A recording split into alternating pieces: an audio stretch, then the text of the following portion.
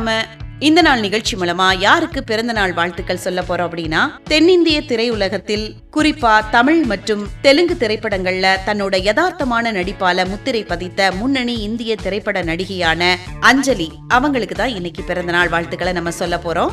1986 June மாதம் 16 அன்னைக்கு ஆந்திர பிரதேசத்தின் கிழக்கு கோதாவரி மாவட்டத்தில் உள்ள ரசூல் பகுதியில பிறந்திருக்காங்க நடிகை அஞ்சலி. இந்த நாள் நிகழ்ச்சி மூலமா அவங்களுக்கு பிறந்த நாள் வாழ்த்துக்களை சொல்லிக்கலாம். நடிகை அஞ்சலி அவர்கள் பள்ளி படிப்பை ஆந்திராவில முடிச்ச பிறகு சென்னைக்கு குடியேறி கணித துறையில இளங்கலை பட்டம் பெற்றிருக்கிறாங்க. 2006 தெலுங்குல வெளியான போட்டோ திரைப்படம் மூலமா அறிமுகமாயிருக்கிறாங்க நடிகை அஞ்சலி. தமிழ்ல இயக்குனர் ராம் இயக்கிய கற்றது தமிழ் திரைப்படத்துல ஆனந்தி அப்படிங்கிற கதாபாத்திரத்துல நடிச்சு ஒட்டுமொத்த தென்னிந்திய ரசிகர்களோட மனதில இடம் பிடிச்சிட்டாங்க அப்படின்னு சொல்லலாம்.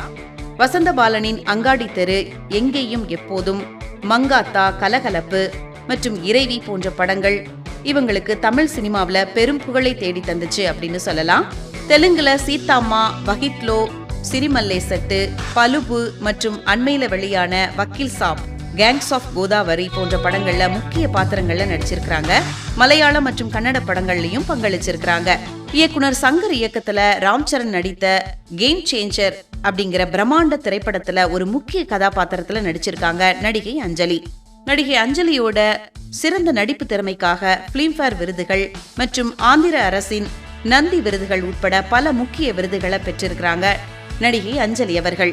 யதார்த்தமான நடிப்பால முத்திரை பதித்த முன்னணி இந்திய திரைப்பட நடிகையான நடிகை அஞ்சலி அவர்கள் இன்னும் நிறைய ஹிட் படங்கள் தரணும் அப்படின்னு சொல்லிட்டு இந்த நாள் நிகழ்ச்சி மூலமா அவங்களுக்கு ஸ்பெஷலான வாழ்த்துக்களை சொல்லிக்கலாம்.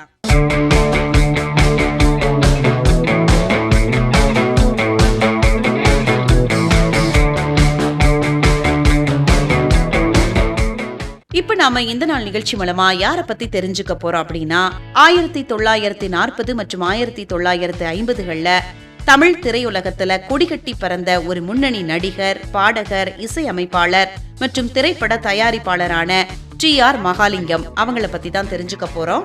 டி.ஆர். மகாலிங்கம் அவர்கள் 1924 ஜூன் மாதம் 16 அன்னைக்கு மதுரை மாவட்டம் சோழவந்தான் பக்கத்துல இருக்கக்கூடிய தென்கரை அப்படிங்கிற கிராமத்துல பிறந்திருக்காங்க. 1978 ஏப்ரல் மாதம் 21 இயற்கை எழுதியிருக்கிறாங்க. மைக்ரோபோன் வசதிகள் இல்லாத காலத்திலேயே தன்னோட வெண்கல குரலால அரங்கத்தையே அதிர வைக்கக்கூடிய ஹை பிச் பாடல்களை பாடி ரசிகர்களை கவர்ந்திருக்கிறாரு டி.ஆர். மகாலிங்கம் அவர்கள். தன்னோட சின்ன வயசுல இருந்தே நாடகங்கள்ல பாடி நடிச்சு வந்திருக்காங்க. அதுக்கப்புறமா தியாகராஜ பாகவதர் மற்றும் எஸ்.ஜி. கிட்டப்பா அவங்களோட பாணியில பாடக்கூடிய திறன் இவங்களுக்கு இருந்திருக்கு. 1938 தன்னோட 14வது வயதுல ஏவிஎம் நிறுவனத்தின் தயாரிப்பான நந்தகுமார் திரைப்படத்துல கிருஷ்ணர் வேஷத்துல நடிச்சு அறிமுகமாயிருக்கிறாங்க டி.ஆர். மகாலிங்கம் அவர்கள். ஏவி மெய்யப்ப செட்டியார் தயாரிப்புல இவர் முருகனாக நடிச்ச ஸ்ரீ வள்ளி திரைப்படம் 55 வாரங்களுக்கு மேலாக ஓடி மாபெரும் சாதனை படைச்சது அப்படின்னு சொல்லலாம். இந்த படம் மூலமா தமிழ் சினிமாவோட சூப்பர் ஸ்டாராக உயர்ந்திருக்கிறாரு டி.ஆர். மகாலிங்கம் அவர்கள். ஏ.பி. நாகராஜன் இயக்கத்துல சிவாஜி கணேசன் நடிச்ச பானபத்திரர் கதாபாத்திரத்துல டி.ஆர். மகாலிங்கம் நடிச்சிருப்பாங்க.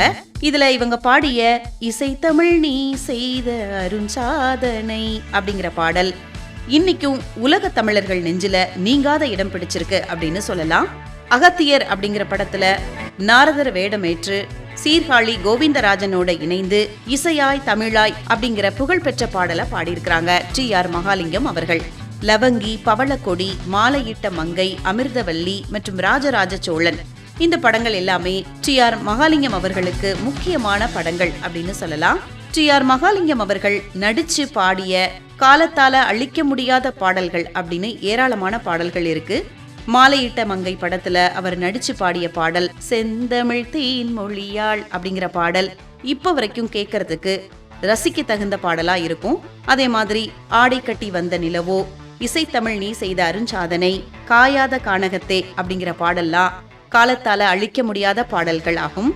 வசூல்ல சாதனை படைத்த டி.ஆர். மகாலிங்கம் அவர்கள் சொந்தமாக படங்களை தயாரித்த போது ஏற்பட்ட பெரும் நஷ்டத்தால தன்னோட சொத்துக்கள் அனைத்தையும் இழந்தாங்க. அப்படி இருந்தாலும் நாடக மேடைகளின் மூலமா மீண்டும் தலை தொங்கி தன்னோட இறுதி காலம் வரைக்கும் பாடிக்கிட்டே இருந்தாங்க டி.ஆர். மகாலிங்கம் அவர்கள். தமிழ் சினிமாவின் பாடும் நிலா மற்றும் வெண்கல குரலோன் அப்படிங்கிற பெயரோட இன்னைக்கும் ரசிகர்கள் மத்தியில நீங்காத இடம் பிடிச்சிருக்காங்க டி.ஆர். மகாலிங்கம் அவர்கள். காலத்தால அழிக்க முடியாத ஏராளமான பாடல்களை தந்த டி.ஆர். மகாலிங்கம் அவர்கள் பற்றின நிறைய விஷயங்களை இந்த நாள் நிகழ்ச்சி மூலமா தெரிஞ்சுக்கிட்டதுல மிக்க மகிழ்ச்சி அடைகின்றோம்.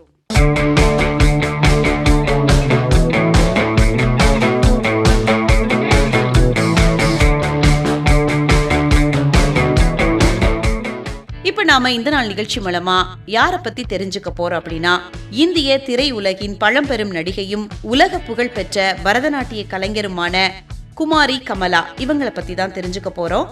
குமாரி கமலா அவர்கள் 1934ஆம் ஆண்டு ஜூன் மாதம் 16ஆம் தேதி தமிழ்நாட்டின் மயிலாடுதுறையில பிறந்திருக்காங்க. 2025ஆம் ஆண்டு நவம்பர் மாதம் 23ஆம் தேதி அன்னைக்கு இயற்கை எழுதியிருக்கிறாங்க குமாரி கமலா அவர்கள். 1940 மற்றும் 1950கள்ல தமிழ் சினிமாவின் முன்னணி நடன நட்சத்திரமாக திகழ்ந்த இவங்க பொது மேடைகளிலும் திரைப்படங்களிலும் பரதநாட்டிய கலைக்கு மிகப்பெரிய அங்கீகாரத்தை பெற்று தந்தாங்க அப்படின்னு சொல்லலாம்.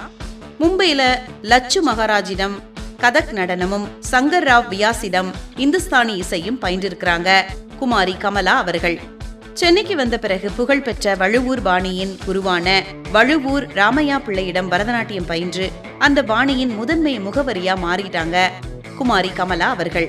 ஏ.என். கல்யாணசுந்தரம் ஐயரால கண்டறியப்பட்டு பேபி கமலா அப்படிங்கிற பெயர்ல வாலிபர் சங்கம், ஜெயிலர் போன்ற படங்கள்ல குழந்தை நட்சத்திரமாக அறிமுகமாயிருக்கிறாங்க குமாரி கமலா அவர்கள். 1944 வெளியான ஜகதல பிரதாபன் திரைப்படம் இவங்களுக்கு பெரும் திருப்பு முனையா அமைஞ்சிருக்கு. ஏவிஎம்மின் நாம் இருவர் திரைப்படத்துல மகாத்மா காந்தியின் தேசபக்தி பாடல்களுக்கு இவர் ஆடிய நடனம் ஒட்டுமொத்த இந்தியாவையும் திரும்பி பார்க்க வைச்சது அப்படின்னு சொல்லலாம். இவங்க நடிச்ச முக்கியமான படங்கள் அப்படின்னு பார்த்தோம்னா பராசக்தி, மனோகரா, கொஞ்சம் சலங்கை உட்பட 80க்கும் மேற்பட்ட தமிழ், இந்தி, தெலுங்கு மற்றும் கன்னட திரைப்படங்கள்ல நடிச்சிருக்கிறாங்க குமாரி கமலா அவர்கள். 1953 இங்கிலாந்து ராணி 2ஆம் எலிசபெத்தின் முடிசூட்டு விழாவில் நடனமாட அழைக்கப்பட்டிருக்காங்க. சீனா, ஜப்பான், அமெரிக்கா போன்ற நாடுகளுக்கு சென்று பல 100 மேடை நிகழ்ச்சிகளை நடத்தியிருக்காங்க குமாரி கமலா அவர்கள்.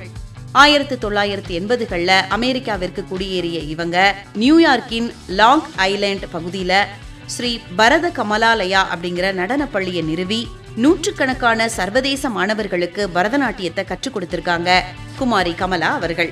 கலைத்துறைக்கு ஆற்றிய பங்களிப்பிற்காக இந்திய அரசின் 3வது உயரிய குடிமகன் விருதான பத்மபூஷன் விருது பெற்றிருக்கிறாங்க. மத்திய அரசின் மிக உயரிய கலை விருதான சங்கீத நாடக அகாடமி விருதையும் வாங்கியிருக்காங்க. தமிழக அரசின் கலைமாமணி விருது பெற்றிருக்கிறாங்க. அமெரிக்காவின் கலைகளுக்கான தேசிய அறக்கட்டளை மூலமா தேசிய பாரம்பரிய ஃபெலோஷிப் அப்படிங்கிற கௌரவத்தையும் பெற்றிருக்கிறாங்க.